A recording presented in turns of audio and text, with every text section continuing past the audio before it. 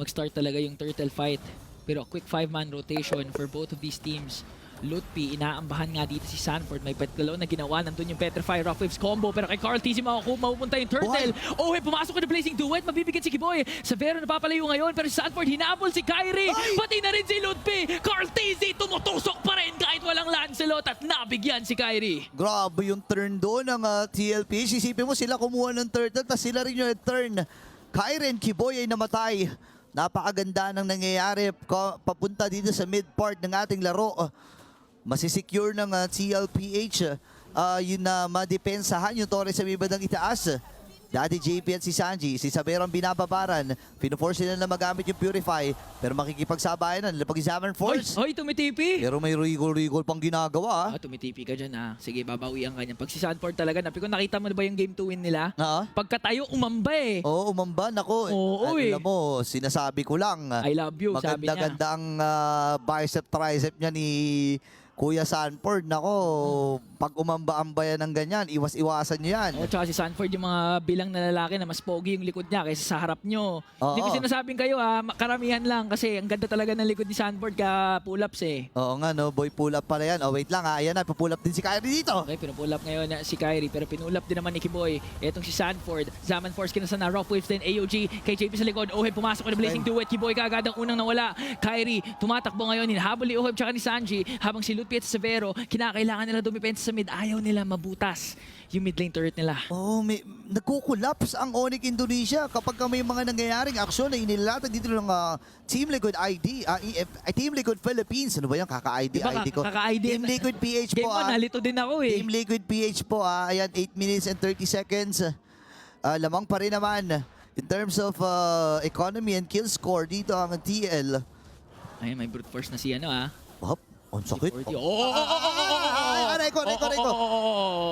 Yung ano pangalan ng unggoy ni si Dexter. Si Dexter lang yung bumabaril kay Sabero, nararamdaman ni Sabero, pre. Okay, sabi ni Oheb dapat split second pa siya bago siya nag-BMI out para siguradong dedox doon si Severo, pero tawag doon partida na lang katulad ng ginagawa ngayon ni JP. Soaking up the damage from 2 members. Sa AOG palayo pero si Kiboy napakonceal din. Hinahabol ni Kyrie ngayon. Nandiyan yung title strike. Maaga pagkasan revitalize para makuha naman ni Sanford yung turtle doon.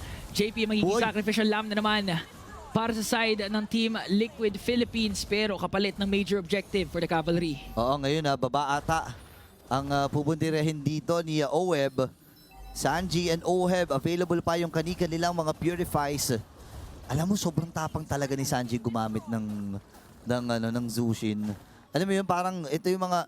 matapang naman talaga yung Zushin eh. Pero ibang klaseng tapang kasi yung meron to eh. Okay, bihira yung Crimson Beacon patras eh. Paharap o pagilid. Oo. Imbis na pa ganun yung ginagawa ni Sanji kasi gusto niyang sulit na sulit yung Crimson Beacon. And with Sanford, wala yung Arlot niya. So talagang crowd control, mga galing din kay Sanji na napapurify ngayon.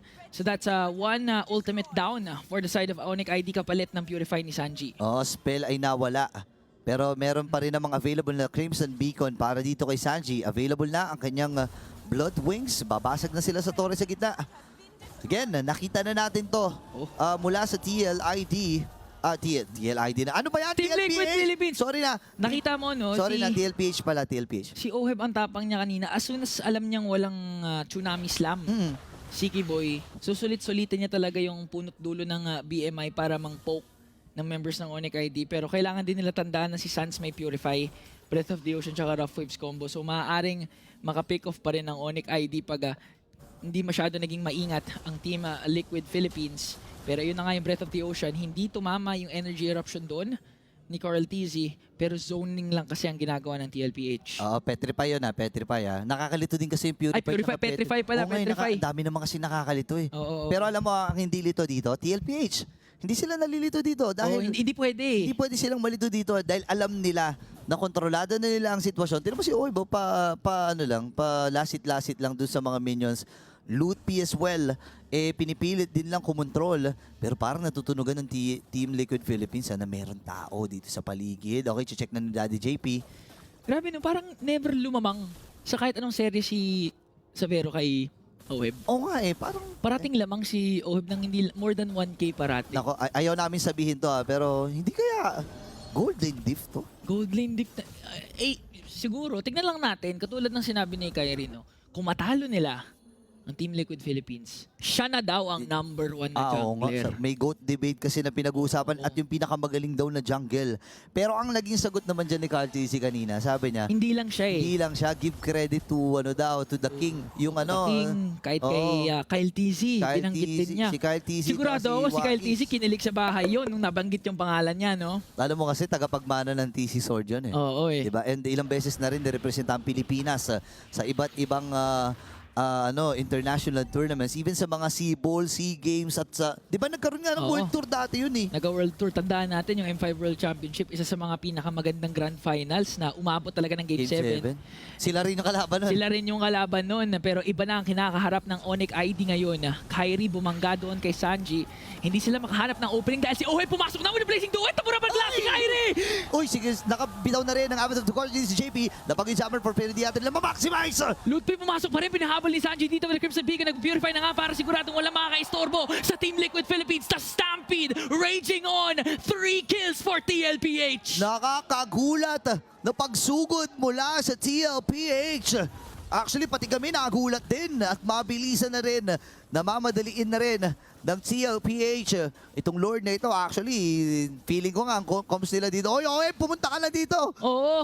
Patayin na kagad natin itong Lord. Mamaya ka na mag-farm, mayaman ka na sa in-game tsaka sa personal. Kunin natin yung objective and Carl Ayun na. TC will secure the Lord. Pero grabe yung aggression ng Team Liquid Philippines doon. Yung pagsugod ni Sanji, Crimson Beacon in, sabay pop ng Purify, para siguradong hindi siya may istorbo sa pagkasa niya ng Crimson Beacon tsaka Lantern Flare. Siguro nga naisip niya flicker yung gamit niya doon eh. Oo nga parang alam mo, ang dami nang naguguluhan eh. Pero ito ang malinaw mula sa SNB goal difference natin, 10,000 para sa Cavalry.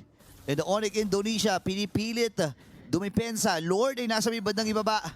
Again, hindi pa imposible ito hindi pa, kumbaga, malinaw-linaw pa, hindi pa malabo sa sabaw ng pusit na kayang lumapit at dumiin ng Onyx ID. Nakita na natin dun sa mga team fights na sinet ng TL na may mga pagkakataong lumalamang pa nga dito si Kyrie or even si Sans, di ba? Summon Force nagamit na nga para mabilis siyang ma-clear out yung Lord habang Team Liquid Philippines baba tsaka gitna ang kanilang gusto.